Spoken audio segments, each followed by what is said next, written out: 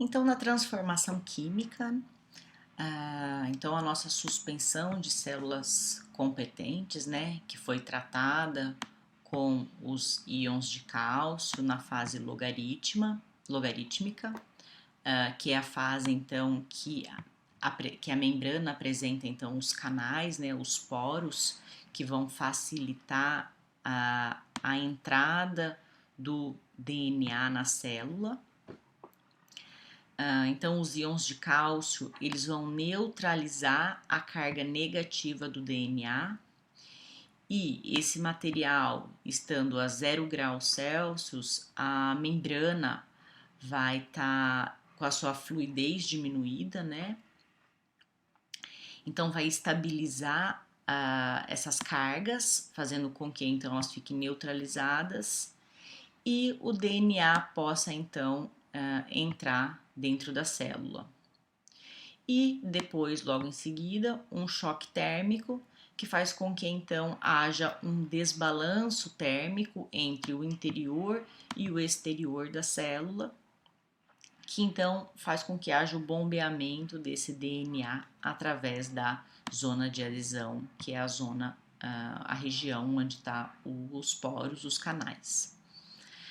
A transformação é um processo pouco eficiente, ou seja, é a minoria das células que recebem esse plasmídio no interior da célula. A grande maioria das células, elas não recebem esse DNA recombinante. Então, por isso que é necessário, então, fazer a seleção daquelas células que foram transformadas. É por isso, então, que se utiliza o plasmídio, que vai ter aquela marca de seleção, algum antibiótico. Então, a gente colocando a nossa cultura, né, de clones para crescer em um tubo ou em uma placa que tenha o antibiótico específico para aquela marca de seleção, vai fazer com que, então, a gente selecione somente as células que contiverem aquela marca de seleção, aquela resistência a determinado antibiótico. Uma outra metodologia para transformação é a eletroporação, que se utiliza então um pulso elétrico ou um campo elétrico.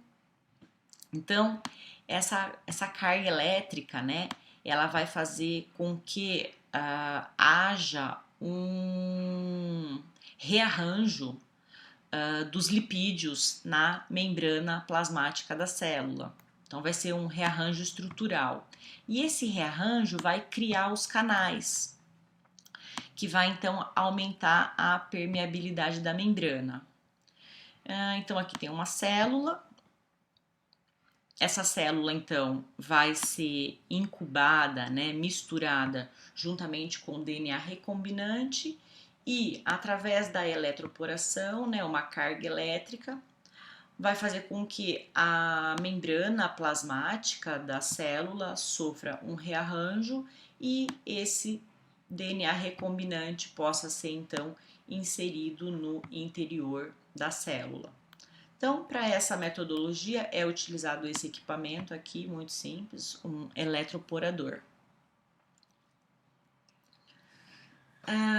Como eu disse, então, né, o DNA recombinante, ele pode ser copiado no interior das células através da clonagem e esses clones, eles têm que ser selecionados somente aqueles, então, que contiverem o nosso DNA recombinante. Então, aqui está a célula de bactéria, que vai receber, então, o DNA recombinante no seu interior através da transformação.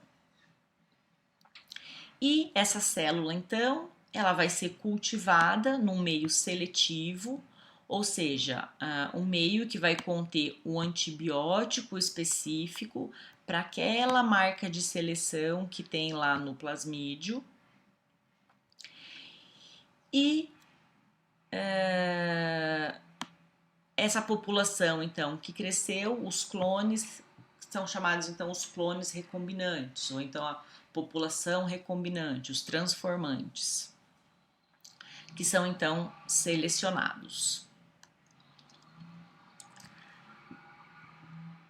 Então, como eu tinha comentado anteriormente, né, a eletroforese ela pode ajudar a fazer então a separação desses fragmentos de DNA. Se o nosso interesse é isolar um fragmento específico aqui, o nosso DNA exógeno, né, o que foi inserido no plasmídio, então a gente vai usar uma enzima de restrição, né, depois que o DNA recombinante foi inserido na célula. Essa célula foi cultivada num meio seletivo contendo um antibiótico específico para esse plasmídio. E foi então replicado essas células, então a gente pode então agora isolar esse gene específico. Então a gente vai usar uma enzima de restrição que vai cortar, isolar o nosso DNA de interesse e os fragmentos de DNA, né, dos dois tamanhos, do tamanho maior, que seria o plasmídio, e o menor, que seria o nosso DNA, o nosso gene de interesse. Então vai ter uma mistura de fragmentos de DNA que vai ser submetida então à eletroforese em gel. Então vou colocar aqui a amostra. E a eletroforese em gel, a gente viu que tem um pulso elétrico, né? Que o DNA que tem carga negativa, então ele vai migrar do polo negativo para o polo positivo. E aqueles fragmentos de menor tamanho, eles vão migrar para uma banda mais distante. Enquanto que os fragmentos de maior tamanho vão migrar numa distância menor.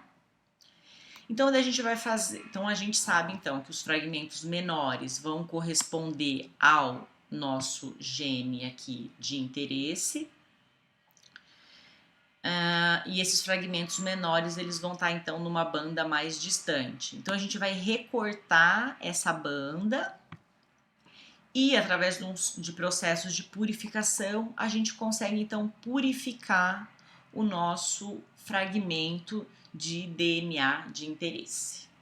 Então essa é uma das aplicações da eletroforese em gel para fazer então a separação de fragmentos de DNA e depois por processos de purificação a gente consegue isolar e purificar então o nosso fragmento de interesse. Então as etapas para obtenção e seleção dos clones recombinantes, né, dos nossos transformantes, então vai ser primeiramente o tratamento, então, né, com a enzima de restrição do nosso fragmento de DNA de interesse, que vai ser clonado, e a mesma enzima de restrição utilizada para a obtenção do fragmento, a gente vai utilizar aqui para cortar o nosso vetor, originando então aqui as extremidades coesivas complementares, que com o auxílio da DNA ligase vai catalisar então essa reação de ligação.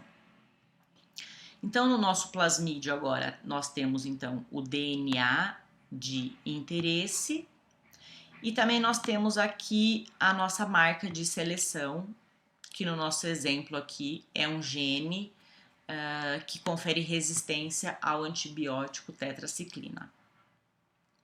Aqui a gente está mostrando então as extremidades coesivas que vão estar sendo geradas no DNA de interesse e no nosso vetor, que são as extremidades complementares.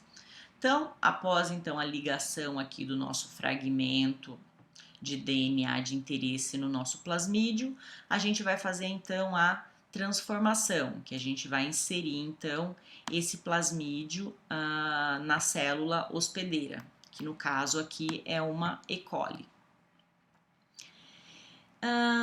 Porém, como eu disse anteriormente, a transformação é um processo pouco eficiente. Então, é a minoria das células que vão conter o nosso plasmídio de interesse. Então, a gente vai plaquear o nosso material no meio seletivo, contendo o antibiótico para selecionar somente as células que contiverem o plasmídio com a nossa marca de seleção. Então, dessa maneira, a gente consegue selecionar, então, somente somente as bactérias, né, que cresceram na presença do antibiótico e também que apresentaram essa característica de seleção, como por exemplo, a gente inseriu aqui um gene que vai conferir a característica de consumir um substrato que uma outra bactéria não consumiria. Então a gente vai selecionar as bactérias que contiverem o plasmídio com a marca de seleção e com o DNA de interesse.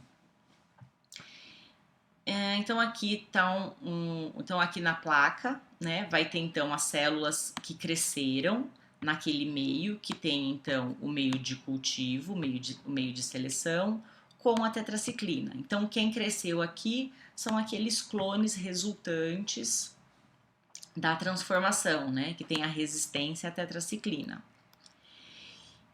E numa outra placa, né, contendo a mesma composição aqui do meio seletivo com tetraciclina, eu faço então a inoculação das células antes de transformar, para ser o controle. Então realmente não cresceu nenhuma célula.